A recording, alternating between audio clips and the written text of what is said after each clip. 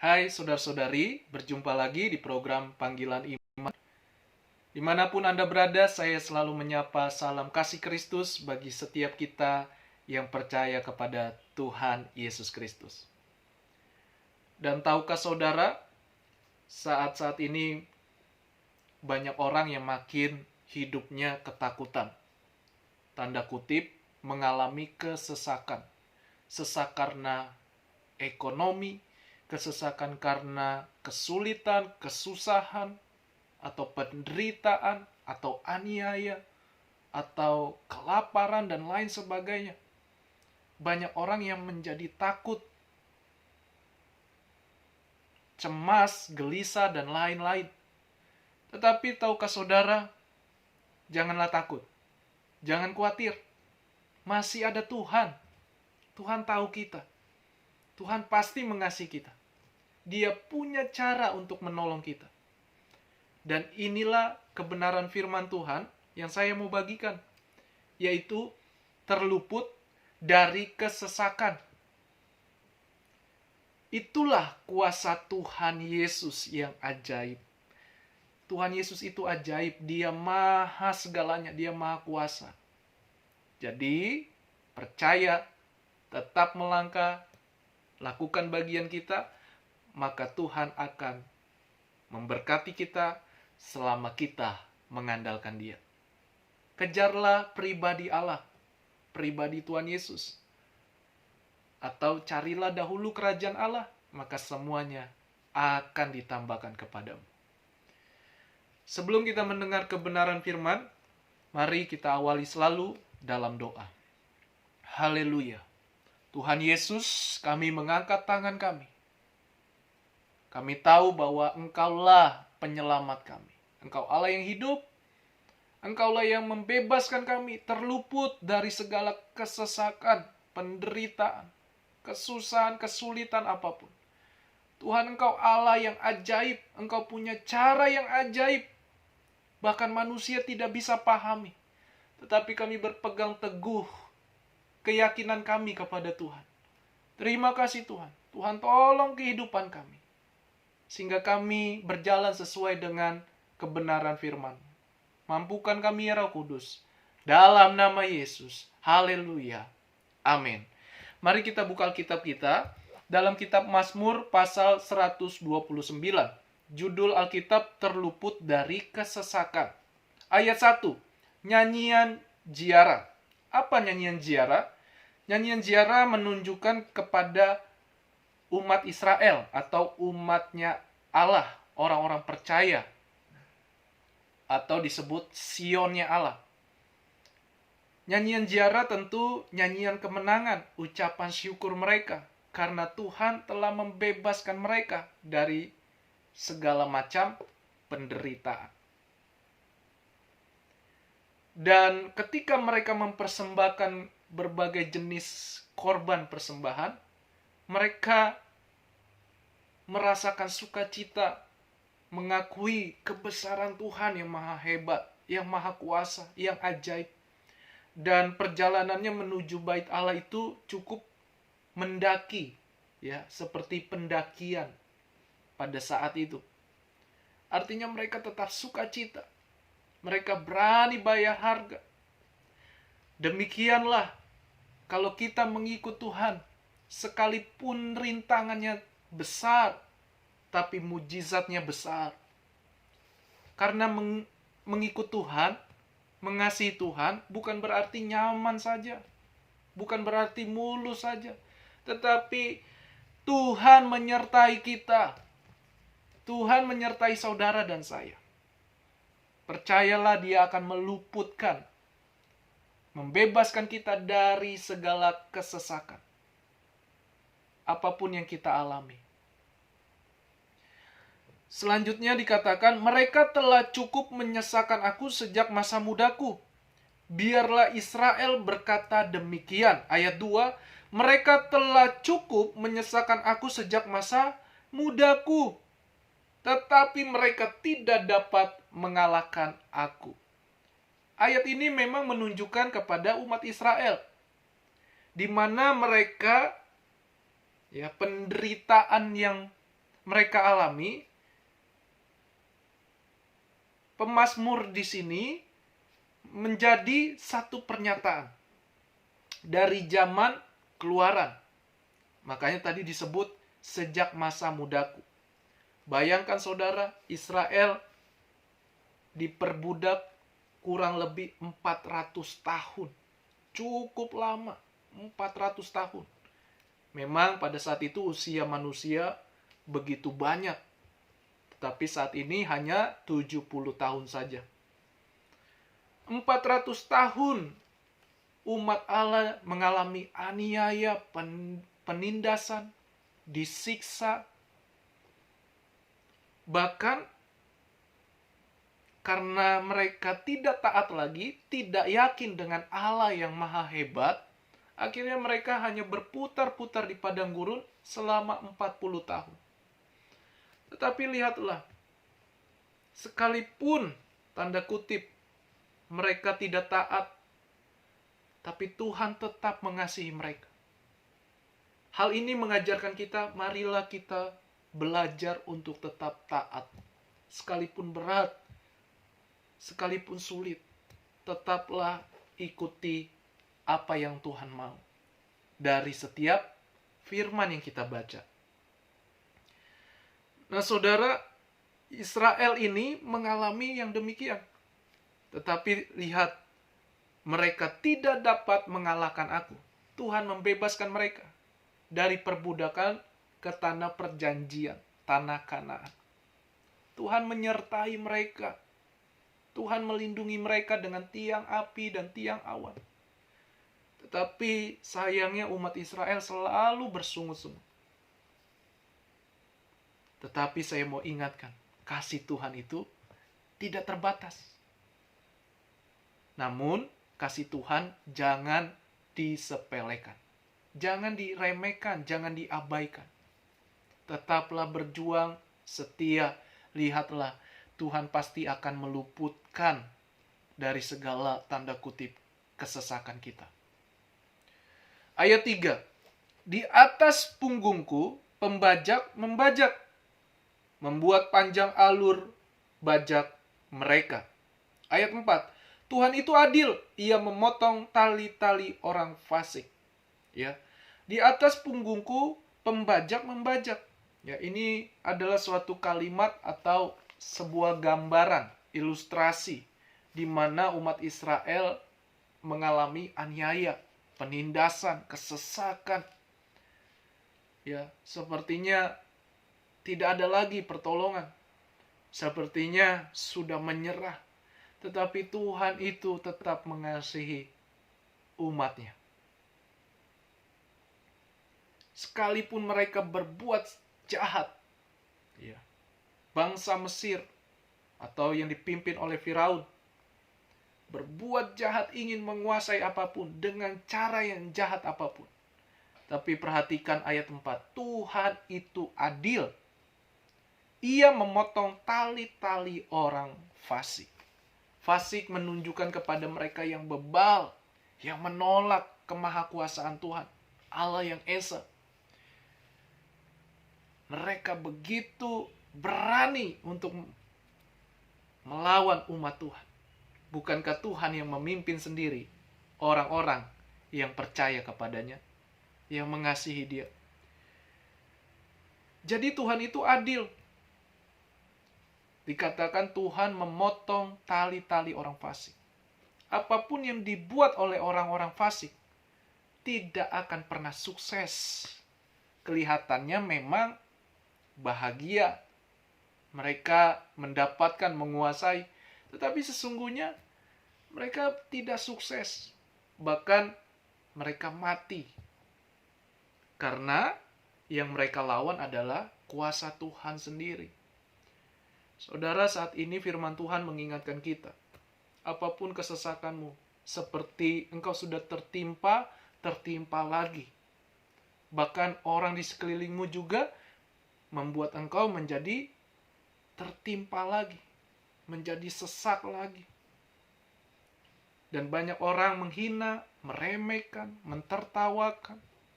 bahkan tidak menolong engkau, tidak peduli kepada engkau di saat engkau nol, di saat engkau susah. Malah justru mereka membuat sesuatu yang jahat di mata Tuhan. Tetapi janganlah takut. Allah itu adil. Allah membela saudara dan saya. Jadi saat ini tetaplah imanmu teguh di dalam Dia. Amin. Teguh di dalam Dia. Ayat 5.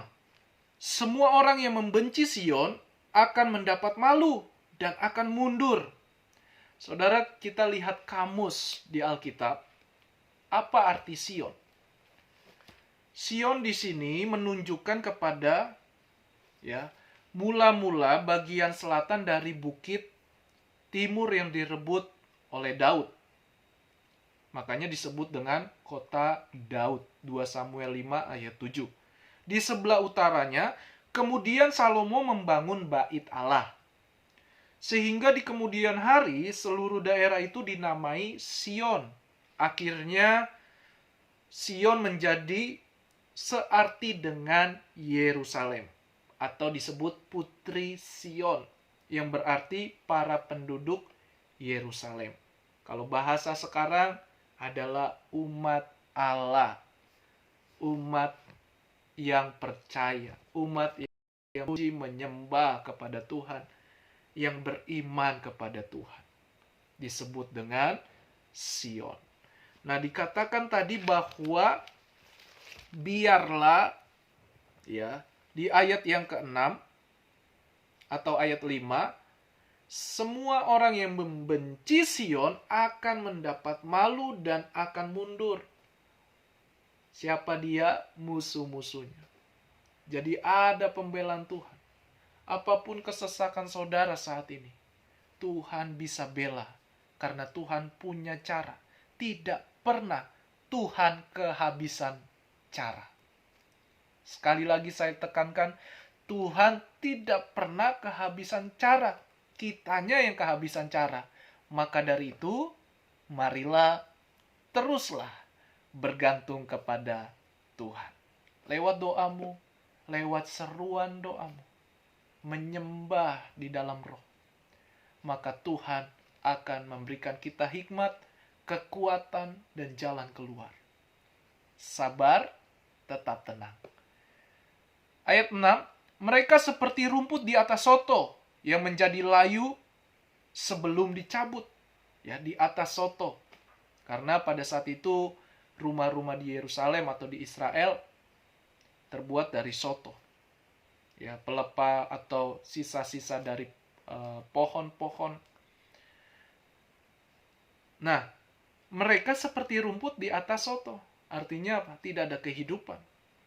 Karena rumput harus ada di tanah yang subur. Dan diberikan air. Sehingga rumput itu tetap hijau. Tetapi dikatakan orang yang membuat engkau lemah, menjatuhkanmu, menghinamu, menjauhkanmu. Lihat, orang yang berbuat jahat tidak akan pernah menang.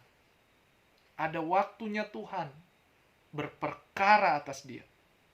Tetapi saat ini apapun yang kau alami, kesesakan apapun, kesusahan apapun, percaya bahwa janji Tuhan itu ya dan amin.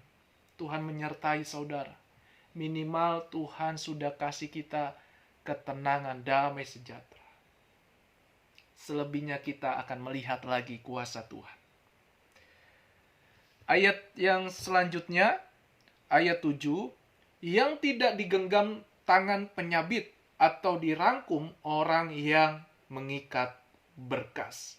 Ayat 8, sehingga orang-orang yang lewat tidak berkata, berkat Tuhan atas kamu. Kami memberkati kamu dalam nama Tuhan. Haleluya. Saudara, artinya orang-orang yang menjadi musuh kita, persoalan apapun kita, lihatlah, dia punya cara yang ajaib.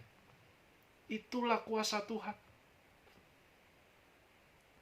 Tidak ada yang mereka bisa kuasai lagi. Musuh-musuhnya musuh umat Israel tidak bisa menguasai. Karena Tuhan yang berperkara. Allah kita, Bapa kita, artinya Dia pemilik. Bapa menunjukkan kedekatannya dengan kita orang percaya. Seperti Bapa sayang anaknya, demikianlah engkau mengasihiku. Hari depan indah kau beri, rancanganmu yang terbaik bagiku. Amin. Orang yang di dalam Tuhan pasti mengalami proses. Tetapi di dalam proses, Tuhan selalu menyertai kita, memberikan kita kekuatan. Dan Dia membuka jalan dengan cara yang ajaib, yang manusia tidak sanggup pikir. Artinya apa? Tuhan menyediakan yang terbaik. Asalkan kita tetap tekun, percaya bahwa Tuhan pasti memberkati kehidupan kita. Dan ayat ini berkata, berkat Tuhan atas kamu. Percayalah, berkat Tuhan tidak hanya uang saja, tapi segalanya. Yaitu dimulai dari dalam dulu. Kerohanianmu dulu bertumbuh. Karaktermu terbentuk seperti karakternya Tuhan Yesus. Sehingga yang muncul adalah buah roh. 9 buah roh akan ada di hidupmu. Sehingga Kristus terpancar di hidup saudara. Kalau Kristus sudah terpancar di hidup saudara, Tuhan pasti menyediakan semua apa yang kita doakan, apa yang kita perlukan. Tetapi motivasi kita benar dulu. Hidup kita juga harus benar. Artinya mau dituntun oleh firman Tuhan. Kita mau dibentuk oleh firman Tuhan. Maka mujizat, kuasa Tuhan, kemuliaan Tuhan akan nyata buat saudara.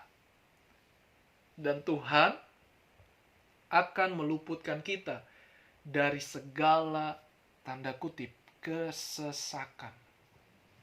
Percayalah kuasa Tuhan. Dia hanya sejauh doa. Dia sanggup menolong saudara. Ini saja kebenaran firman Tuhan. Selebihnya Roh Allah sendiri yang akan memberikan kau pengertian, hikmat, kemampuan, kekuatan. Tetapi selalu cintai membaca firman. Maka ini sumber kekuatan kita. Ini bukan hanya buku biasa, tetapi ini perkataan Allah yang dimana Tuhan memakai orang-orang, sejarah, penciptaan, dan lain sebagainya. Inilah sumber kehidupan. Jadi jangan tinggalin ini. Saudara bisa sibuk apapun, tapi jangan tinggalkan ini. Utamakan yang ini dulu, sumbernya. Tuhan Yesus memberkati kita. Mari kita akhiri dengan doa. Haleluya. Tuhan, terima kasih kami dikuatkan. Kami bersuka cita punya Allah yang luar biasa. Apapun kesesakan kami, kesulitankah, kekurangankah, sakit penyakit, penderitaan yang lain, Tuhan, Engkau Allah Yehova. Allah yang sanggup menyediakan, membuka jalan. Apapun yang saat ini kami alami. Dalam Yesus selalu ada pertolongan. Berikan hikmat, berikan kami ketenangan untuk menjalani hidup ini. Bersama Yesus, kami akan melihat perkara yang besar. Terima kasih Tuhan Yesus. Haleluya. Amin. Amin. Puji Tuhan saudara. Jangan lupa untuk dukung selalu channel ini dengan klik like di tombol jempolnya dan komentar yang positif, atau saudara ingin didoakan silakan tulis apa yang saudara dapatkan dari kebenaran firman Tuhan atau kesaksian, silakan tulis di kolom komentar. Jangan lupa juga subscribe supaya tidak ketinggalan firman Tuhan yang lainnya atau berkat firman Tuhan, dan juga share lewat handphone saudara supaya banyak orang mengalami kasih Yesus. Itu saja yang saya bisa bagikan. Tuhan Yesus memberkati kita. Haleluya.